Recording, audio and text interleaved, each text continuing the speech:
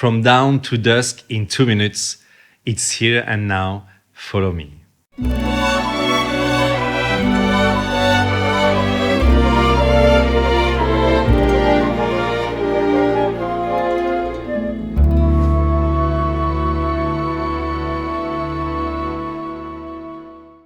My second prelude is called the luminous meteors, an expression that designates the different times of the day from dawn to dusk. The atmosphere of this prelude is revealed like the rising dawn, mysteriously in a subdued light, thanks to a pattern played in the upper part of the piano.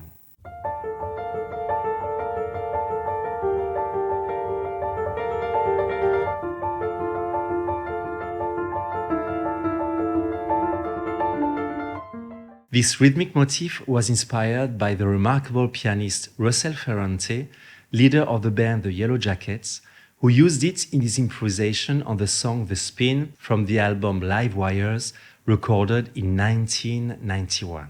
I also used it in my improvisations.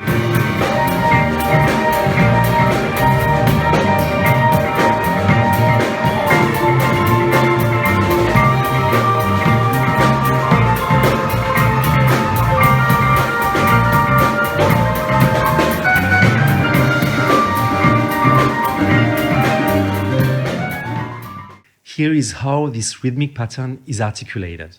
A flow of 16th notes grouped by 3, which creates a rhythm shift with each new repetition of the pattern.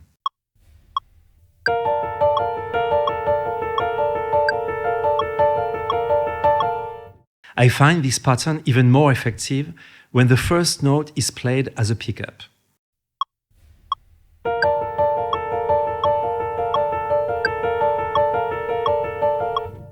This formula can also be played as a 16th note triplet.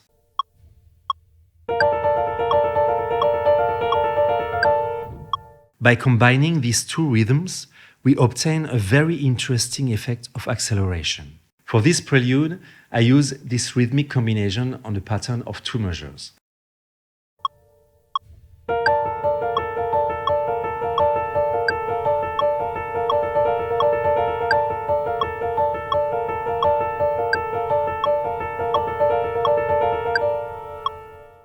Note that at the start of the pattern, the left hand or lower voice always begins on the second 16th note. Combined with the grouping by 3, all this gives a syncopated character.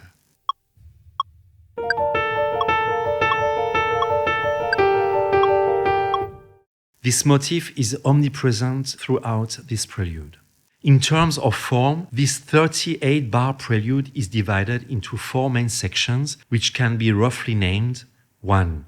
The opening or exposition. 2. The re-exposition or recapitulation. 3. The development. And 4. The coda. The opening or exposition. To illustrate the sunrise, the mystery of dawn, the intrigue, but also the delicacy, I use different ingredients, alternating fifths for the mysterious side.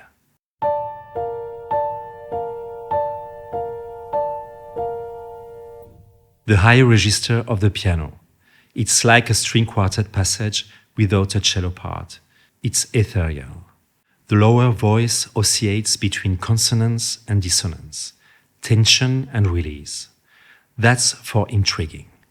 Harmonically, there are mainly 2 chords, D minor and G minor, or B flat major, which are respectively tonic, 1st degree, subdominant, 4th degree, and submediant, 6th degree.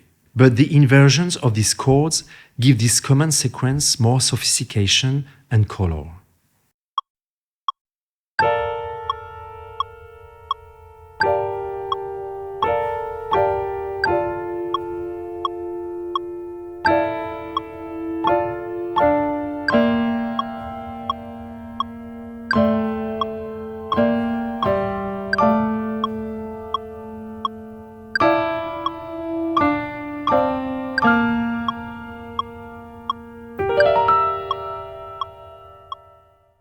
A little advice from a composer.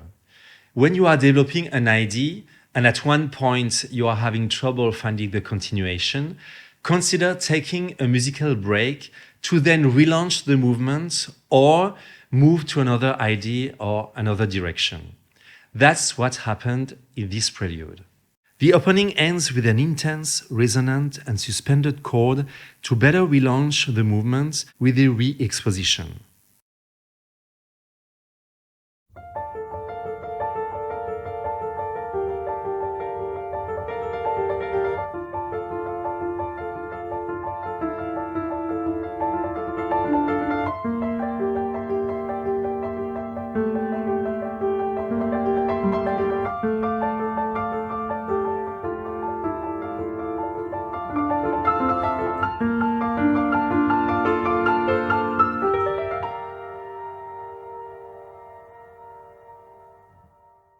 The re-exposition is in many respects similar to the exposition.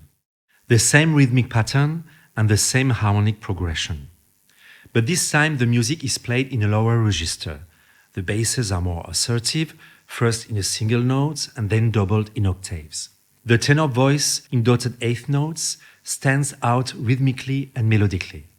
All this re-exposition has the mission of creating a great crescendo to bring the part of the development, the climax of this prelude.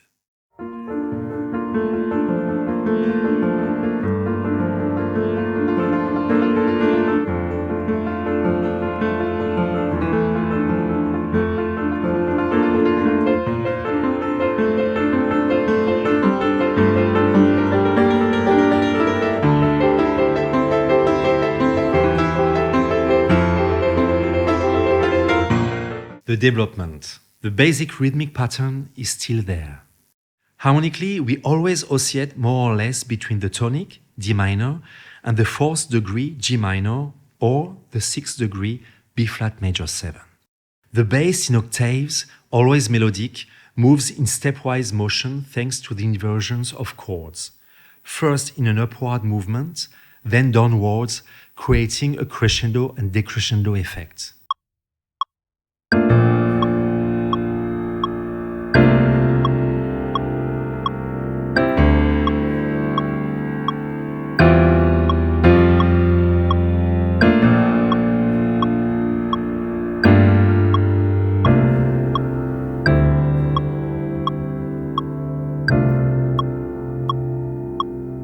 But the most important thing in this part is the obvious presence of a melody.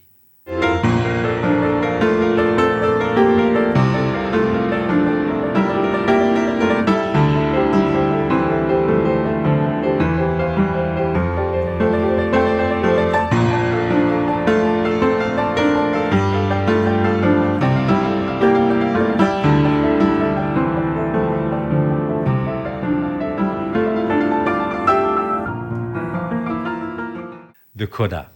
What characterizes this part are the wave-like arpeggios in the left hand, but also this delightful modulation between two chords, a tritone apart. B flat major 7 to E7 flat 5.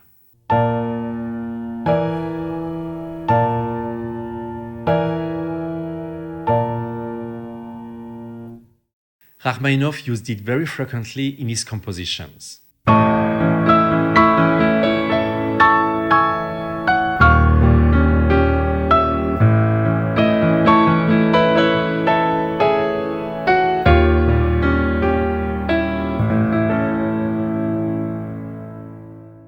This passage in crescendo culminates in a part of 4 measures fortissimo, a great cascade on a chord of D major embellished with its augmented fifth.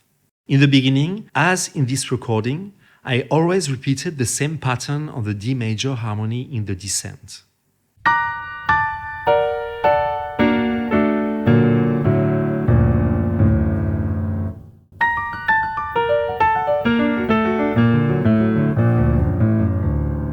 Since then, I spice up the melody line with modulating chords.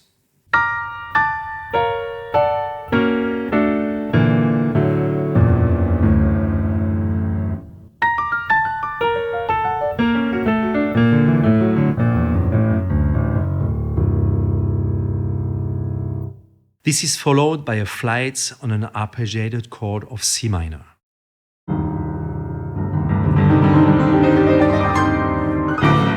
The cascade and flight pattern is then repeated with some variations to avoid strict repetition.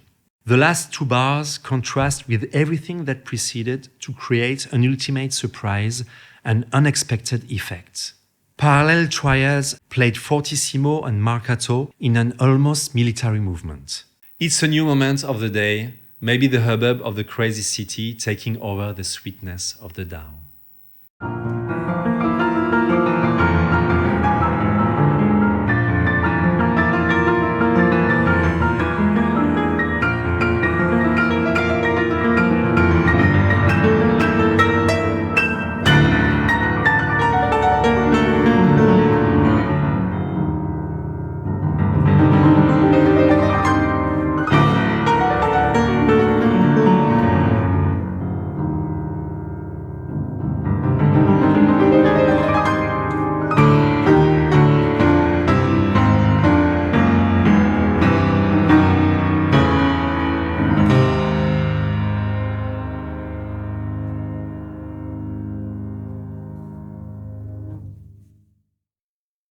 To listen to the complete performance of this prelude recorded on a grand piano Yamaha CFX, please follow this link.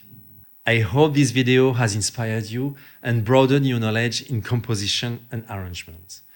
Thank you so much for watching this video, and a special thank you to all of you who click the thumbs up, ring the bells, and leave comments. Until then, good inspiration and good sharing of your talent.